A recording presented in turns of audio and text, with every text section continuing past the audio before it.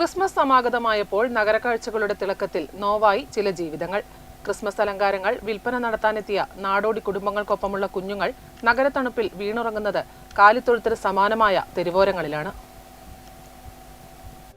December മാസത്തിന്റെ കുളിരിലാണ് പയ്യന്നൂർ നഗരം. വീഥികളാകെ Christmas നക്ഷത്രങ്ങളുടെയും വർണ്ണവിളക്കുകളുടെയും പ്രഭയിലാണ്. എന്നാൽ ഈ ആഘോഷപ്പൊലിമയ്ക്കിടയിൽ തെരുവോരങ്ങളിൽ വിൽപ്പനയ്ക്ക് വെച്ചിരിക്കുന്ന ചുവന്ന തുപ്പികൾക്കും സാന്താക്ലോസ് മുഖംമൂടികൾക്കും പിന്നിൽ ഒരു വലിയ അതിജീവനത്തിന്റെ കഥയുണ്ട്. ഒപ്പം കണ്ടില്ലെന്ന് നടിക്കാനാവാത്ത ഒരുപാട് നൊമ്പരങ്ങളും. ഡിസംബർ ആദ്യവാരത്തോടെയാണ് അന്യസംസ്ഥാനങ്ങളിൽ നിന്നുള്ള നാടോടി കുടുംബങ്ങൾ നഗരങ്ങളിലേക്ക് ചേക്കേറുന്നത്.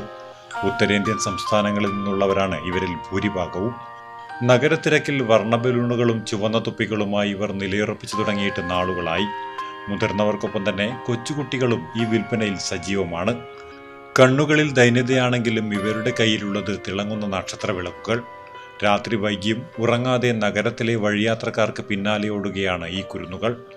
സാബ് ഏക് ലേലോ എന്ന ദയനീയമായ വിളിയുമായി ഇവർ നീട്ടുന്നത് സന്തോഷത്തിന്റെ മുഖംമൂടികളാണ്. എന്നാൽ അതിനു പിന്നിൽ മറഞ്ഞിരിക്കുന്നത് വിശപ്പിന്റെയും ഉറക്കമില്ലായ്മയുടെയും കൈപ്പേറിയ യാഥാർത്ഥ്യങ്ങളാണ്.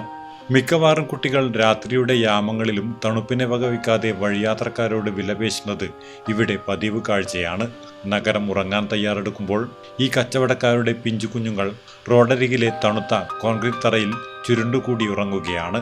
ഡിസംബറിലെ തണുപ്പിൽ തെരുവോരങ്ങളിൽ അന്തിയുറങ്ങുന്ന ഈ കുരുന്നുകൾക്ക് ക്രിസ്മസ് എന്നത് ഒരു ആഘോഷമല്ല, മറിച്ച് പട്ടിണി മാറ്റാനുള്ള ഒരു കാലം മാത്രമാണ്.